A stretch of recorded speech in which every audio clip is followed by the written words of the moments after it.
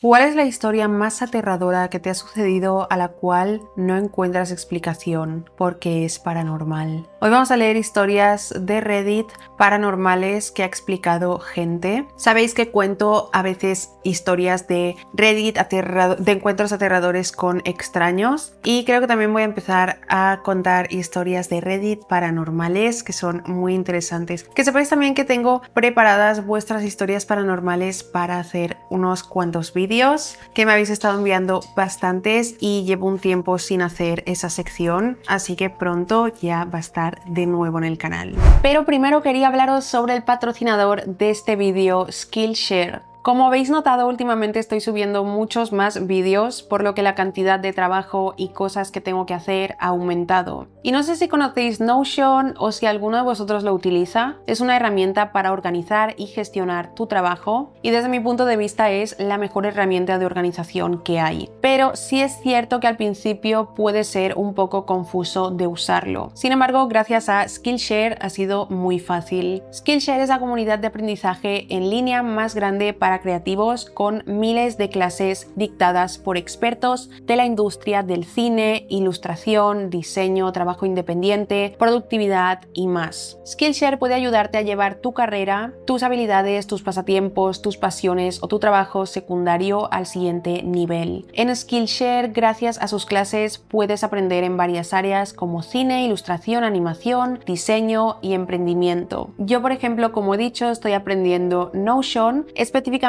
en las clases de Notion para creadores de YouTube, clase impartida mediante lecciones de vídeo por la productora Asante Bean, donde nos enseña a crear un sistema personalizado de Notion para la producción de vídeo para YouTube, cubriendo los fundamentos de Notion, donde puedes aprender el uso de páginas, bloques y enlaces, creando un espacio de trabajo estético mediante el uso de bases de datos, enlaces, paquetes y fórmulas, además de crear y personalizar nuestras propias plantillas. Pero si quieres un sistema de organización más sencillo, puedes unirte al taller de Google Calendar para creativos, que consta de 7 lecciones impartidas por Jules Acri, en las cuales aprendes a dominar Google Calendar para crear un espacio de trabajo productivo y fácil, donde puedas organizar todas tus tareas de forma mucho más sencilla. Más específicamente, en esta clase, Jules Acri nos enseña la distribución de tareas y bloques de tiempo, personalizar nuestro Google Calendar y consejos, trucos y tareas de Google Calendar. También varios me habéis comentado que la calidad de mis vídeos ha mejorado notablemente, y en parte ha sido gracias a Skillshare, ya que también tiene clases sobre cómo crecer en YouTube, donde puedes aprender varios puntos desde el guión, la filmación de vídeos hasta la edición. Bastante completo. No dudes en unirte a la comunidad de Skillshare si quieres explorar, descubrir o aprender nuevas habilidades con sus clases. Las primeras 500 personas que usen el link en la descripción de este vídeo obtendrán un mes gratis de Skillshare, así que únete hoy mismo.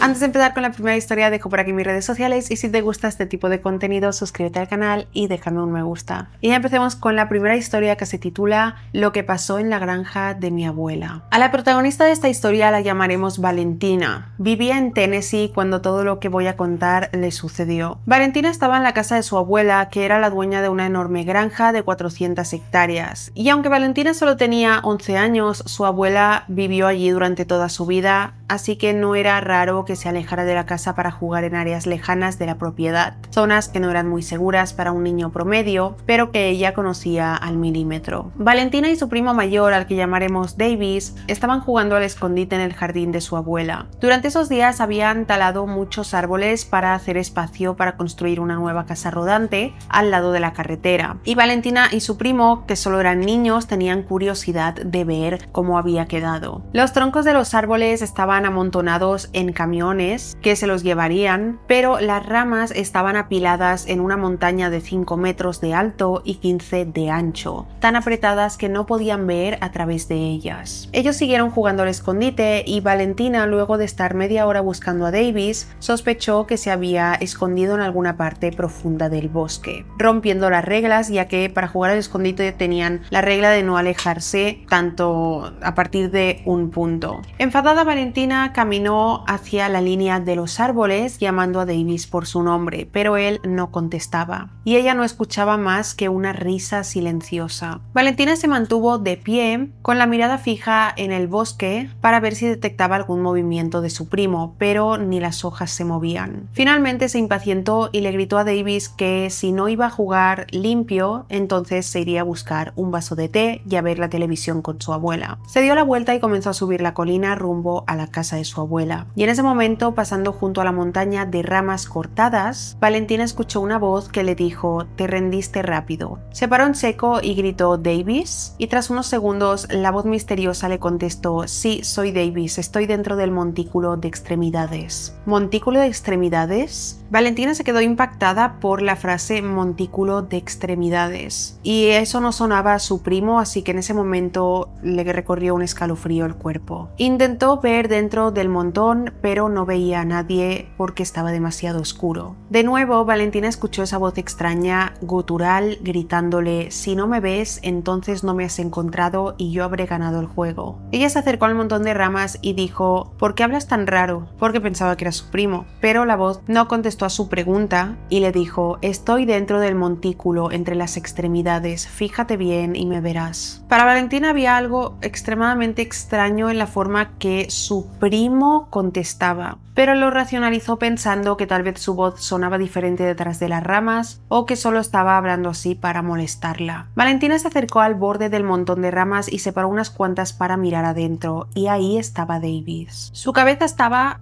girada hacia el otro lado y su cuerpo estaba en posición hacia Valentina. Y Valentina con emoción gritó: «Te atrapé». Y entonces David se giró hacia ella. En el rostro de su primo estaba la sonrisa más repugnante que Valentina había visto jamás. Incluso en su mente inocente ella sabía que esa sonrisa no era buena. Era una sonrisa grotesca, como si alguien con las más horribles ideas estuviera intentando ocultar sus intenciones detrás de una sonrisa. Y pese a que aquella era la cara de su primo, algo maligno se ocultaba tras ella. Valentina, tan sorprendida por esta expresión perversa en el rostro de Davis, se quedó congelada en el lugar, mientras se le erizaban los pelos de la nuca y las piernas le empezaban a temblar. De repente sintió cómo la sangre corría por su cuerpo al mismo tiempo que un escalofrío la sacudía. Tartamudeando, le preguntó: «¿Cómo entraste ahí?». Y él contestó sin dejar de sonreír: «Me caí en el interior del montículo. Necesito que me ayudes o seguiré atrapado». Esta vez Valentina no se dio cuenta de nada, ignoró por completo muchos detalles y solo los recordaría en retrospectiva. Lo extraña que era la forma en la que se expresaba, en la que expresaba sus frases el primo, y lo raro que hablaba, y además en ningún momento dejaba de sonreír. Tenía todo el rato una sonrisa malévola. Ni siquiera Valentina se percató de que Davis no movía sus labios, sino que hablaba desde la garganta. De repente Valentina se dio cuenta de que Davis tenía profundamente clavada una rama filosa en un costado de su cuello. Un hilo de sangre fluía poco a poco y de forma constante desde donde estaba la rama clavada en el cuello hasta empapar su hombro y pecho. Esa visión grotesca logró que Valentina reaccionara y antes de que se diera cuenta ya iba por la mitad de la colina corriendo hacia la casa de su abuela. Cuando entró de golpe a la sala de estar, vio a Davis acurrucado en el sofá llorando histéricamente. O sea que Davis nunca estuvo entre las ramas. La abuela estaba a su lado intentando que le explicara qué estaba pasando. Él no conseguía calmarse y solo dijo que había una niña en el bosque que lo tocó por la espalda cuando se estaba escondiendo, y él sabía que no era Valentina y no dijo nada más. En ese momento Valentina también estaba conmocionada, pero pudo contarle a su abuela lo que había visto. Ella les preparó el almuerzo a los dos y luego llamó al padre de Davis para que fuera a buscarlo. Esa noche la abuela de Valentina le preguntó cientos de veces al derecho y al revés que qué había pasado. Hizo tantas preguntas que por un momento Valentina pensó que su abuela estaba memorizando la historia. Aquel interrogatorio la hizo tranquilizar asustarse al saber que su abuela le creía, pero al mismo tiempo era preocupante que en ningún momento le dijera que aquello solo había sido su imaginación. Así que como la abuela estaba asustada, Valentina lo estaba más. Al día siguiente su abuela prendió fuego al montón de ramas y desde la seguridad de la casa Valentina vio aquella pila ardiente consumirse durante horas, deteriorándose poco a poco hasta convertirse en un montón de ceniza y brasas. En cuanto a Davis, nunca le contó lo que realmente le pasó aquel día en el bosque mientras ella lo buscaba. Se niega a hablar de ello, pero no volvió a hablar con Valentina durante 1 año y medio. Eran muy unidos cuando eran pequeños, pero ese acontecimiento, fuese lo que fuese, abrió una brecha entre ellos que cambió la relación que tenían para siempre. Me deja mucha curiosidad esta historia de qué le pasó a Davis realmente, porque lo que le pasó a Valentina es muy aterrador, pero lo que le pasó a él tiene que haber sido muy fuerte para que ni siquiera quiera hablar con ella.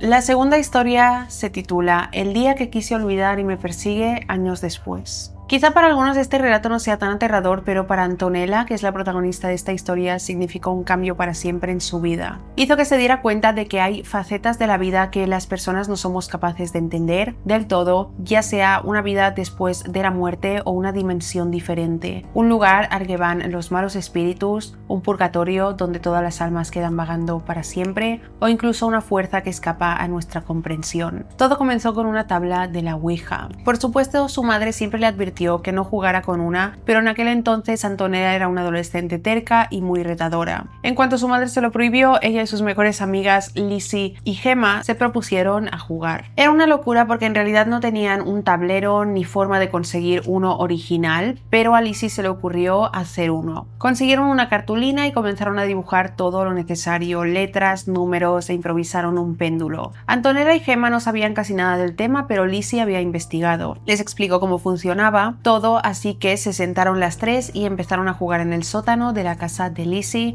iluminadas por una vela. Antonella pensó automáticamente que una de sus amigas estaba moviendo el péndulo improvisado, porque se movía con bastante fluidez y respondía todas las preguntas con claridad. Era fácil suponer que alguna de las tres sería la chistosa que estaba moviendo el péndulo poco a poco, pero eso no importaba mientras se estuvieran divirtiendo. Hacían preguntas habituales que hacen los adolescentes jugando a la Ouija: iremos a la universidad juntas, conseguir el trabajo que quiero. Bueno, más bien creo que la gente hace más preguntas de cómo te llamas, quién eres, estás aquí, no sé qué. Pero las respuestas permanecían simples a estas preguntas hasta que Gemma preguntó: ¿quién perderá la virginidad primero? Y de repente el péndulo se extravió y no solo contestó quién, sino que les dijo en qué orden, a qué edad y los nombres de los chicos con los que estarían. El de Antonella se llamaría John, el de Gemma Eric y un tal Joshua para Lizzie. Eso fue espeluznante e hizo enfadar un poco a las chicas porque era muy descriptivo. Gemma era la única de las tres que era religiosa y estaba muy controlada por sus padres, así que se ofendió un poco cuando la Ouija dijo que ella sería la primera y Antonella, la única con novio, sería la última. En ese momento no tenía ningún sentido para ellas esta respuesta. Para pasar de largo ese momento de tensión, Lizzie preguntó quién se casará primero y de nuevo el puntero comenzó a responder con mucho detalle. No decía el nombre de los presuntos maridos, pero sí dijo quiénes se divorciarían, cuántos hijos tendrían y más detalles. De nuevo señaló que Gemma nunca se casaría, Lizzie se divorciaría y Antonella se casaría y nunca se divorciaría. A pesar de todo, seguían riéndose y divirtiéndose en ese punto. El juego era entretenido, aunque las respuestas se volvían algo desagradable a medida que pasaba el rato. No serían sentimientos, pero era extraño que fuera tan preciso. Gemma se sentía algo aludida y todo se puso más extraño cuando Antonella preguntó si serían amigas para siempre. Y la entidad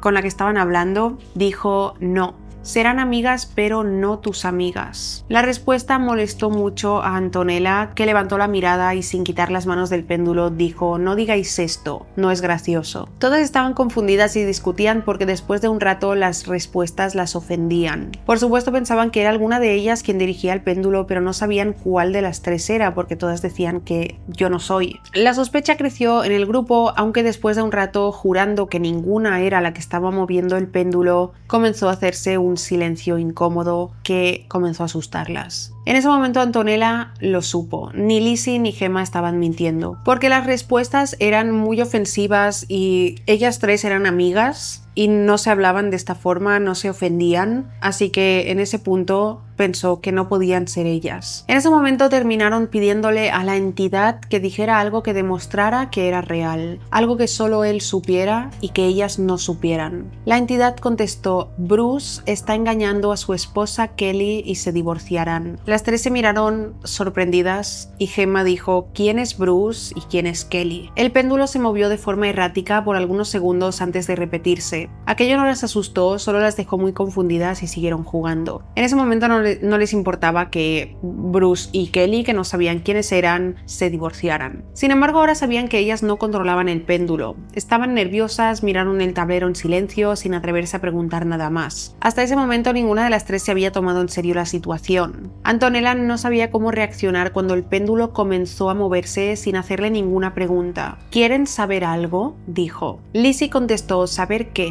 Y la respuesta fue: ¿quieren saber cuándo van a morir? Antonella y Gemma se asustaron tanto que inmediatamente levantaron las manos del péndulo, algo que no se debe hacer. Pero en ese momento las tres estaban en pánico y no pensaban con claridad. El griterío llamó la atención del hermano de Lizzie, Henry, y su amigo Victor, que estaban en una sección diferente del sótano. Se acercaron corriendo a ellas y preguntaron qué estaba pasando. Les explicaron a los chicos lo que había pasado y el mayor, Henry, quería jugar porque pensaba que aquello era una locura. Inventos de Antonella y sus amigas. Henry y Victor no pararon de burlarse durante varios minutos, decían que todo era falso, que no era real, que lo estaban inventando, todo para convencerlas, hasta que las chicas, poseídas por sus egos, olvidaron lo asustadas que estaban y cedieron a la presión. Así que esta vez eran los 5 alrededor del tablero improvisado. Volvieron a encender la vela que las iluminaba, cada uno puso un dedo en el péndulo y el juego comenzó. Henry, con voz retadora, dijo: demuestra que eres real, haz algo. Antonella sintió que aquello no era correcto, era la señal para irse,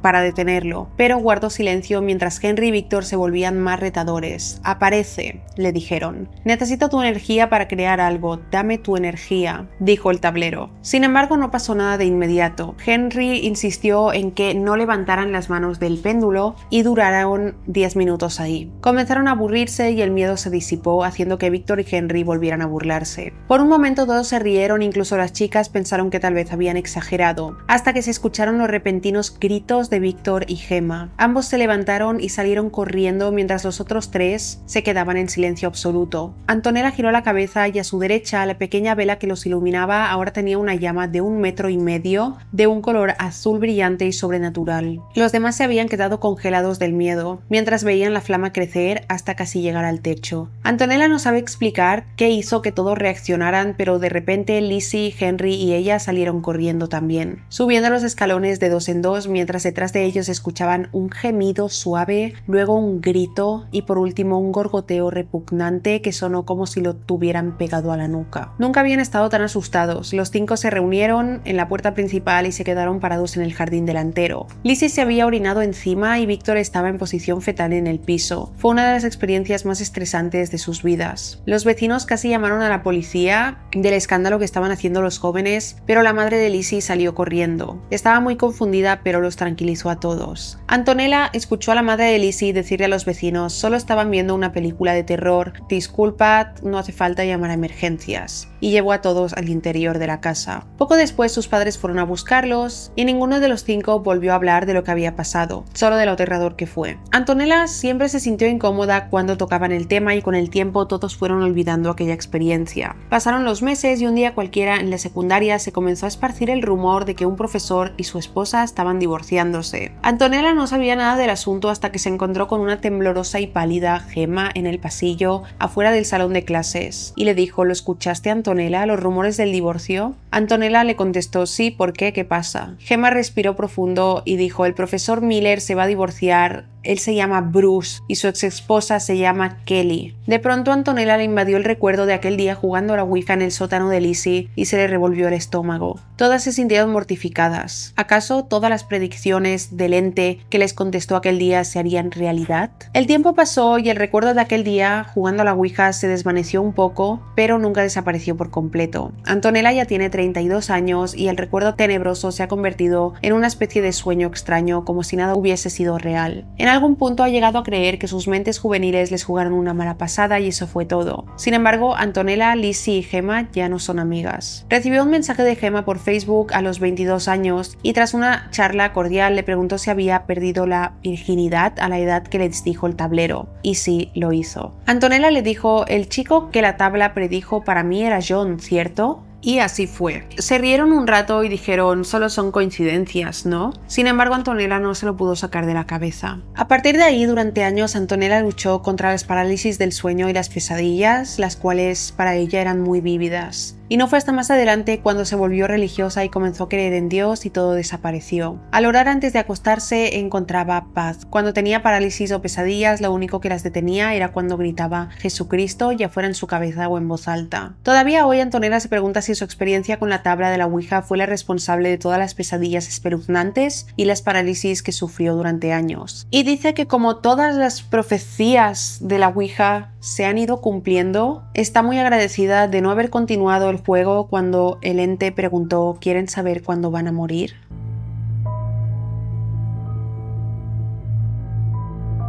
La tercera historia de hoy se llama Mi amiga de la infancia. Cuando Helen era una niña pequeña de unos 5 años, tenía una amiga imaginaria llamada Ruthie. Helen vivía con su abuela y junto a la casa había un parque con un arroyo profundo al lado. Ruthie visitaba con frecuencia el parque, ahí se conocieron las dos. Y como Helen no sabía nadar, siempre iba un adulto con ella al arroyo. En ese momento Helen lo ignoraba, pero Ruthie tenía actitudes muy tóxicas. Siempre la amenazaba con dejar de ser su amiga o dejar de hablarle si no hacía lo que ella quería. La chantajeaba, le decía que se merecía todo lo que tenía Helen, sus juguetes, amigos y hasta su familia más que ella. Y en general le decía comentarios para hacerla sentir mal. Helen hacía lo posible para que aquellas cosas no le afectaran, ya que le costaba mucho hacer amigos, y Ruthie era de las pocas chicas que conocía que quería estar con ella, que quería pasar tiempo juntas. Una noche Ruthie visitó la casa de Helen y le dijo que estaba aburrida y que quería ir al parque. Helen le contestó: mi familia está en el patio trasero, no nos van a dejar ir si no tenemos un adulto con nosotras. Pero Ruthie era terca y le dijo a Helen que si no iba con ella al parque se iría sola y nunca volvería. Helen no era una niña mala y desobedecer a sus padres no era algo que le hiciera feliz, pero el miedo de perder una amistad la empujó a ir con Ruthie. Salieron a escondidas de la casa y fueron al parque, pasando por delante de los juegos infantiles. Helen pensó en detenerse, pero Ruthie siguió caminando hacia el arroyo. ¿Qué estás haciendo?, le preguntó Helen. Y Ruthie le contestó que quería nadar. Helen se asustó mucho porque le dijo: yo no sé nadar. Cuando dijo esto, Ruthie comenzó a llamarla con apodos hirientes, diciéndole débil, estúpida, fea o mala amiga. Tal vez suene un poco tonto, pero en ese momento y con solo 5 años, Helen se sintió muy herida y empezó a llorar. Eso hizo a Ruthie enfadarse incluso más y provocó que le dijera algo que, cuenta Helen, nunca podrá olvidar. Ruthie se le acercó y mirándola con rabia le dijo: eres una niña horrible, tu familia me merecía a mí y no a ti. Helen estaba tan confundida y triste que corrió hacia su casa sin decir nada. Nunca volvió a ver a Ruthie y pensó que estaba tan enfadada que jamás volvería al parque para jugar juntas. Pasaron los años, pero Helen nunca la olvidó. Ahora, Helen es una adolescente de 15 años y no hace mucho su familia hablaba sobre sus amigos imaginarios. Era una conversación común hasta que su madre mencionó el nombre Ruthie. Helen guardó silencio y escuchó con atención a su madre mientras decía: realmente me asustaba, porque se suponía que mi primera bebé se llamaría Ruthie. ¿Cómo podías saberlo? Era una coincidencia muy rara. Ese mismo día Helen descubrió que su madre, años antes de tenerla a ella, estuvo embarazada y sufrió un aborto espontáneo. Ruthie nunca nació, así que Ruthie en realidad no era real, nunca lo fue, pero Helen podía verla y parece ser que era su hermana que nunca nació.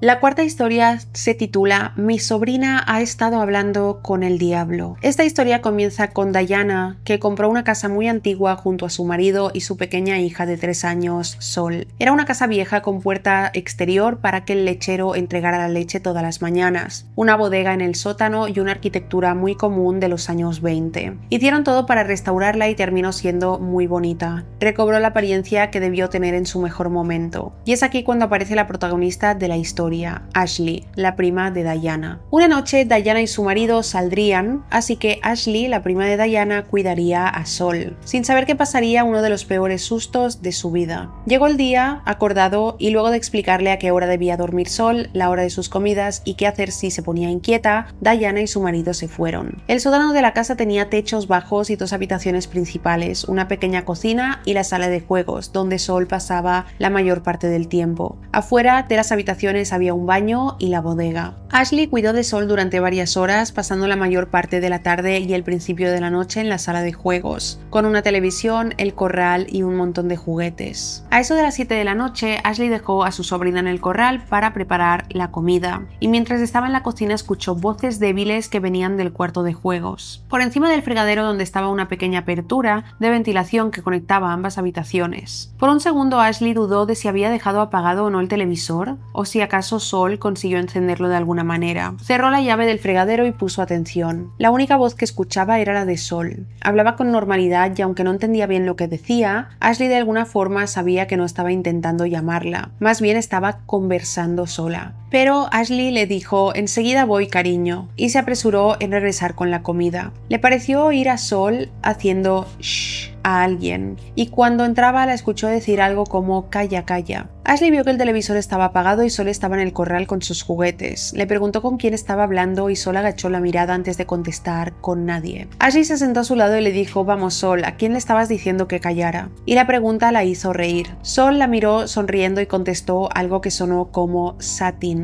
Al principio Ashley también se rió porque sonó como si Sol estuviese intentando decir Satán, con su pequeño ceceo. Le pidió que lo repitiera y lo dijo de nuevo: Satins. Ahora un poco confundida le preguntó: ¿qué estás diciendo? ¿Quién es Satins? Y Sol señaló detrás de ella. Ashley se dio la vuelta y vio a la puerta. Le dijo: ¿Satins es sótano? ¿Qué hay ahí? Pero Sol solo repitió Satins. Ashley se levantó para mirar al sótano, echarle un ojo a la bodega, pero de repente cuando puso la mano en la manilla sintió un profundo miedo que la paralizó. Le dio pánico abrir y se sintió ridícula por un momento, pero estaba muy asustada, sin saber por qué. Le preguntó a Sol de nuevo si acaso había alguien en el sótano y la pequeña dijo que sí. Le preguntó si le había hablado y de nuevo dijo que sí. Cuando Ashley le preguntó que qué le había dicho, ella se encogió de hombros y no contestó. Sol, necesito que me digas, ¿Satins abrió la puerta para hablar contigo cuando yo estaba en la cocina? La niña negó con la cabeza y Ashley le dijo: ¿y lo has visto antes? Sol dijo que sí y Ashley le preguntó: ¿y cómo es? Y Sol dijo: moreno. Ashley, intentando sacar toda la información posible pero sin dejar de mirar a la puerta, le preguntó a Sol si podía dibujarlo. Cogió un papel y crayones y empezó a garabatear con el crayón negro, luego el rojo. Cuando Ashley vio aquella figura sintió un escalofrío que la dejó helada. Sol dibujó un demonio horrible y deforme y Ashley le dijo: ¿qué es esto, Sol? Y la niña contestó: es Satins. Ve a mirar si quieres verlo. Aunque tenía mucha curiosidad, no se atrevió a abrir la puerta.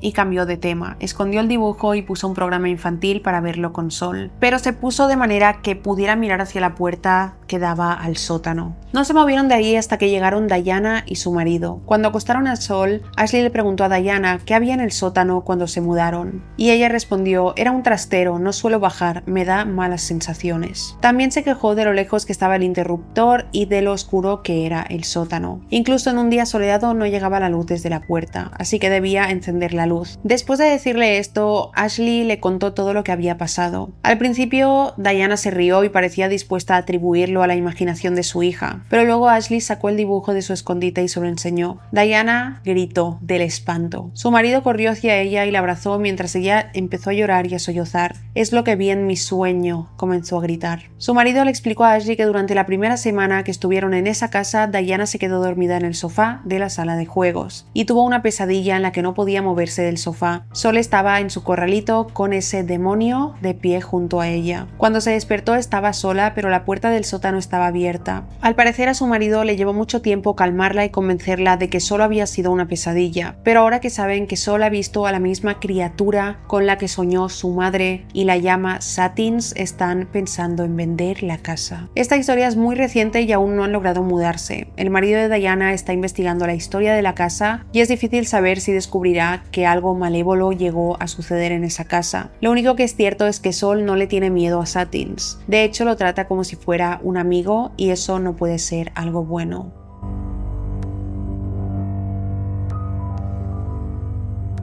Esta historia se titula La experiencia que tuvo mi mamá con la Ouija. Esta historia la compartió Claudia, pero la verdadera protagonista es su madre, Graciela, cuando era adolescente. La madre de Graciela, Judith, abuela de Claudia, siempre sintió una fascinación por los temas paranormales y pensó que era una buena idea arreglarle a su hija una tabla de Ouija. Después de todo, ella había jugado con una cuando era una niña y le parecía una experiencia interesante y divertida. La Ouija solo era un juego de mesa para Judith y eso ayudó a que Graciela no le tuviera miedo y no tomara ningún tipo de precaución antes de jugar. Una tarde cualquiera de domingo, la mejor amiga de Graciela y su hermana mayor fueron a visitarla. Las cuatro estaban reunidas en la sala de estar y luego de un rato hablando surgió la idea de jugar con la tabla. Estaba anocheciendo y las cuatro se habían colocado en sus puestos en la mesa del comedor. Ambientaron el lugar con una vela y comenzaron la sesión, haciendo preguntas sencillas como ¿con quién me casaré?, ¿cuál será el nombre de mi marido?, ¿qué tipo de trabajo tendré? Al principio todo eran risas, pero de repente las respuestas se volvieron muy erráticas. Un pensamiento común se hizo presente en todas ellas. Tal vez ya no era ninguna la que estaba haciendo eso. Quizá alguien o algo estaba influyendo en el tablero. Todas las manos se quedaron quietas sobre el puntero y cuando dejó de moverse, la hermana mayor de la amiga de Graciela preguntó ¿quién está realmente al mando del tablero? Por un instante hubo silencio antes de que Graciela y su madre sintieran un tirón brusco. Todas en la mesa apenas tenían las manos sobre el puntero mientras este con movimientos muy rápidos y deliberados deletreaba Satán. Y tan pronto como comenzó se detuvo en seco. Después de un minuto en shock todas empezaron a discutir. La amiga de Graciela y su hermana decían que ella había empujado el puntero, Graciela culpaba a la hermana mayor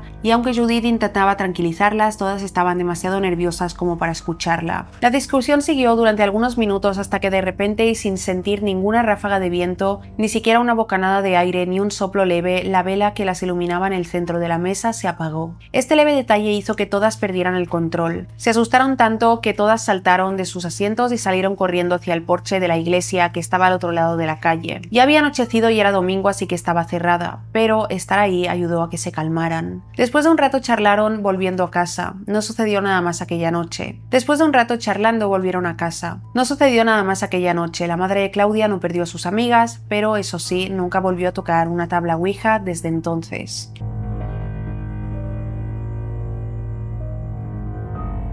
La siguiente historia tiene un título aterrador, Susurros desde el sótano. Esta historia cuenta que todo empezó hace unas semanas, cuando nuestra protagonista, Edward, se mudó a su nuevo apartamento. Estuvo durante meses buscando hasta encontrar ese alquiler. El lugar era viejo, pero muy barato y tenía potencial. Sin embargo, en cuanto estuvieron firmados los papeles, el propietario le advirtió algo sospechoso sobre el sótano. Dijo: «Oh, en cuanto al sótano, está fuera de los límites, pero no te preocupes, solo es un área de almacenamiento, no es seguro que bajes». Edward lo meditó bastante y los primeros días intentó ignorar la existencia del sótano, pero eventualmente la curiosidad pudo más que él. Solo hacía falta una excusa para bajar. Una noche, semanas después de su mudanza, la excusa apareció. Edward dormía cuando escuchó unos ruidos débiles que provenían del sótano. Eran como rasguños sobre la madera, casi como si alguien estuviera intentando abrir la puerta con arañazos. Al principio pensó que era solo el edificio que se estaba hundiendo o alguna rata, pero el sonido se hacía cada vez más fuerte y pronto mutó en una voz apagada y ronca que balbuceaba algo en la oscuridad de la noche, un susurro que repetía su nombre, Edward. Estaba solo en casa, así que se armó de valor, tomó una linterna y bajó las escaleras con cuidado. El sótano estaba húmedo y helado, el tipo de frío que se siente en los huesos y pone rígidas las articulaciones. Recorrió la habitación con la mirada alumbrando con la luz de la linterna, pero lo único que encontró fueron cajas polvorientas y muebles viejos. Entonces de nuevo lo escuchó, suaves susurros justo detrás de él. Se dio la vuelta, pero no había nadie. Su corazón se aceleró y corrió escaleras arriba, cerrando la puerta de un portazo. Entró en su cuarto y se encerró. A medida que las horas pasaban, la voz ronca y los susurros con su nombre se hacían más claros. No durmió en absoluto, aterrorizado por lo que acababa de suceder. Al día siguiente, aunque se lo advirtieron, no pudo contenerse y le preguntó al propietario sobre el asunto. El anciano lo miró con los ojos muy abiertos y dijo: «No deberías haber bajado allí. Ese sótano no es lo que te imaginas». Edward sigue viviendo ahí y no ha vuelto a escuchar los susurros desde entonces, pero jura que a veces, tarde en la madrugada, todavía puede sentir leves movimientos y a alguien observándolo, esperando a que regrese al sótano. No entiendo por qué todas las casas en Estados Unidos prácticamente, no sé si en otros países, pero ahí todas las casas tienen sótano y me parece tenebroso. O sea, los sótanos sótanos son tenebrosos, es mejor tener un altillo o algo así. Yo no podría vivir en una casa con sótano, tipo que abres una puerta y hay escaleras hacia abajo, todo oscuro. Da la verdad que escalofríos. Dejad en comentarios si habéis vivido una historia similar o también podéis mandármela al correo de casos paranormales, que lo dejo por aquí por la pantalla, porque pronto vuelve la sección con vuestras historias paranormales. También recordaros y anunciaros que hemos reanudado el podcast Paranormalmente Hablando, así que si queréis escuchar más historias después de este vídeo, iros al canal del podcast, porque hace unos días subimos un vídeo con historias muy aterradoras e interesantes. Si te ha gustado este vídeo, no olvides dejar un me gusta, suscribirte al canal. Gracias por ver mi vídeo y nos vemos en el próximo. ¡Chao!